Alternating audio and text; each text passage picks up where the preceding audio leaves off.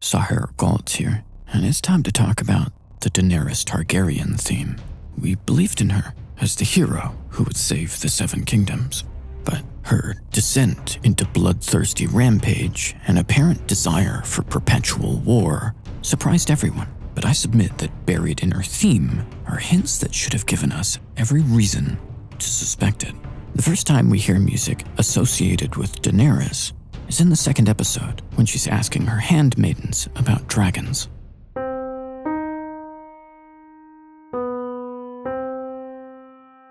It's barely there, just the most ephemeral strain.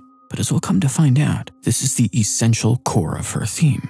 And even though this is a melody, it strongly implies the minor-major chord. A chord of intrigue, or dark, corrupting influence.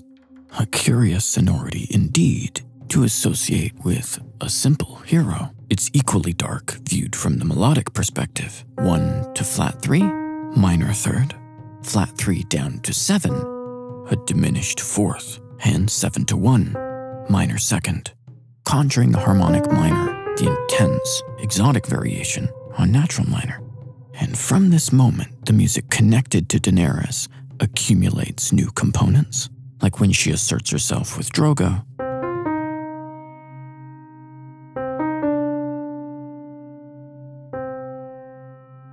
It's a regal opening gambit, a perfect fourth, that spirals into a minor descent.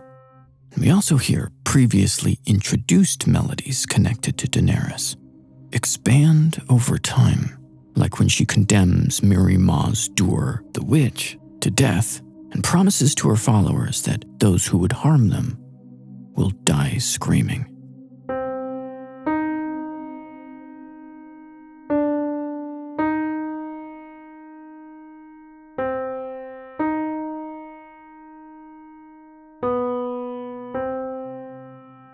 This is plainly an elongation of her opening melody. It's worth noticing that it's gathered strength amidst an execution and a vengeful pact. If you're paying attention, most of Daenerys' themes develop amidst pivotal moments of her assumption and expression of power. When Daenerys gains her army of Unsullied, this menacing motive gets introduced.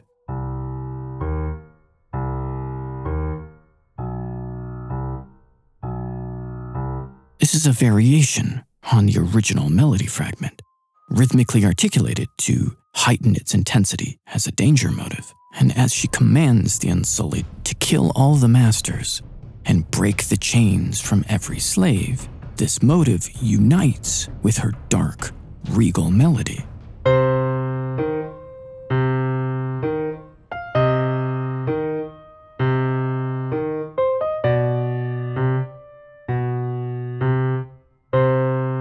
Daenerys' identity is taking shape.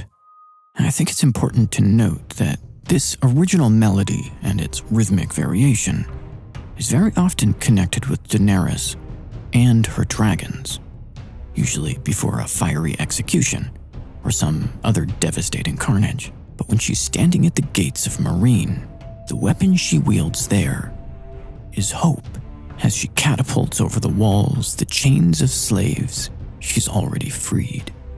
And we hear this threatening motive again, apart from the dragons, when she burns down the Temple of Dash Khalin and the calls with it, using dragons or her wit for good or otherwise.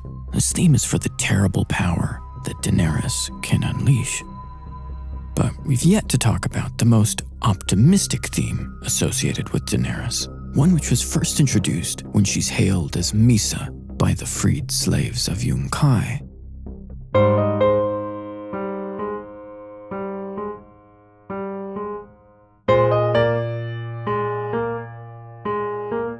It's in this moment that we really solidify our view of Daenerys as a hero.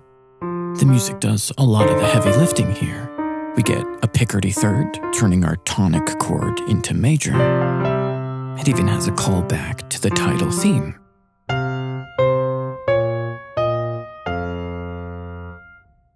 hard not to feel like Daenerys is the savior of the realm after something like that. But the part of the theme that's Daenerys' own is secretly laden with darker leanings. The bulk of the theme is based around this rocking minor third motion, and otherwise is composed of a rhythmically modified and reharmonized fragment of her earlier theme. Is simply the beginning of this.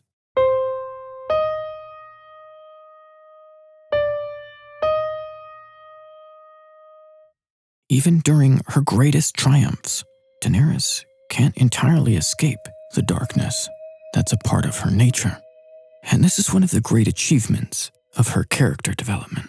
We come to believe in Daenerys right along with her followers. We admire her compassion for the downtrodden, her liberation of the enslaved, her expressed desire to make the world better, and the sheer audacity of how she carries through her plans.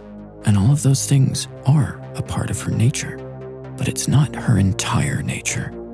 When she says, "I will take what's mine, with fire and blood, I will take it," we seem not to hear her when she exhorts the Dothraki horde to kill the men in their iron suits and tear down their stone houses. We seem to assume she means only if necessary.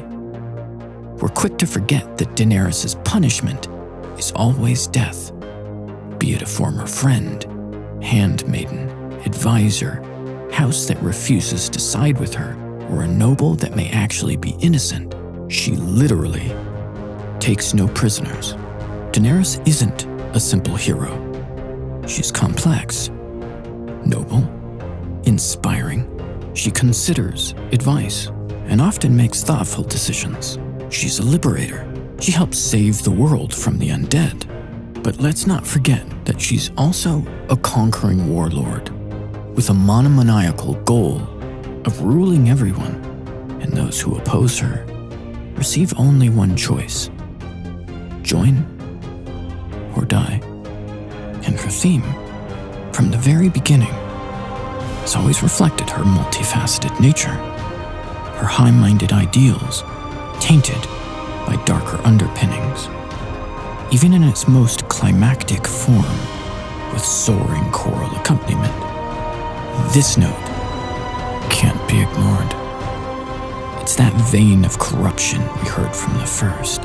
It's that lust for the throne, that terrible power she can unleash. Perhaps it's simply the madness that plagues the Targaryen line. Whatever it is, it was there the whole time. We looked past it, willing her to succeed, and in doing so, right alongside Tyrion, Jorah, and all of her worshipping followers, we become complicit in her wanton destruction of everything and everyone she deems unworthy of small mercies. Okay, any themes you'd like me to analyze, let me know in the comments. That's all for now. I'm Sahir Galt. I'll see you next time.